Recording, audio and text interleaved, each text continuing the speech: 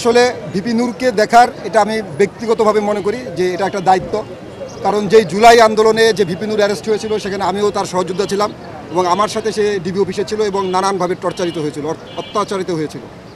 সেই জুলাই যোদ্ধা নূর যখন গতকালকে খুব মারাত্মকভাবে জখম হয় এবং তার যে জখম সেটি আপনারা জানেন কিনা আমি জানি না, তার দেখা গিয়েছে যে তার নেজাল ফ্র্যাকচার এবং তার হেড ইঞ্জুরি আছে এবং গতকালকে তার হেড ইঞ্জুরি সেটা নিউরোসার্জন তারা দেখেছেন যে ব্রেনে যে রক্তক্ষরণ সাব অ্যারাকনয়েড স্পেসে তার যে ব্লাড জমা হয়েছে সেটি দেখেই তারা কিন্তু তাৎক্ষণিক এই ঢাকা মেডিকেল কলেজের আইসিইউতে ভর্তির জন্য অ্যাডভাইস করেন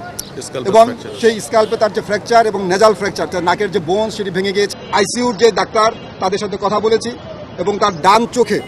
রক্ত জমাট বাঁধা দেখেছি এবং তার ডান চোখটি সে খুলতে পারছেন না এবং সে যে তার যে স্বাভাবিক যে চলাচল সেটি কখন হয় সেটি বলাও খুব মুশকিল। সে যেভাবে মারাত্মকভাবে আহত হয়েছে সেটি হয়তো আরও খারাপ দিকেও টার্ন নিতে পারত, কিন্তু তার এই আহত হওয়াটা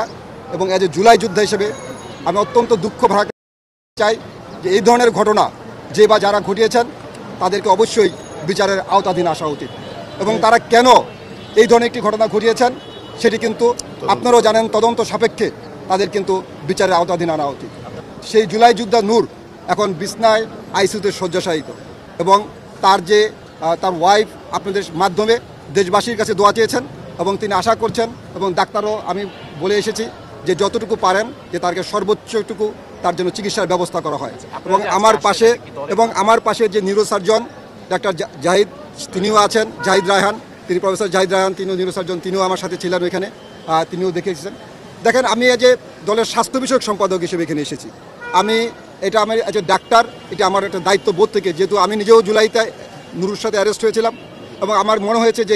একটা দায়িত্ব জ্ঞান থেকে এখানে নুরুর পাশে দাঁড়ানো উচিত।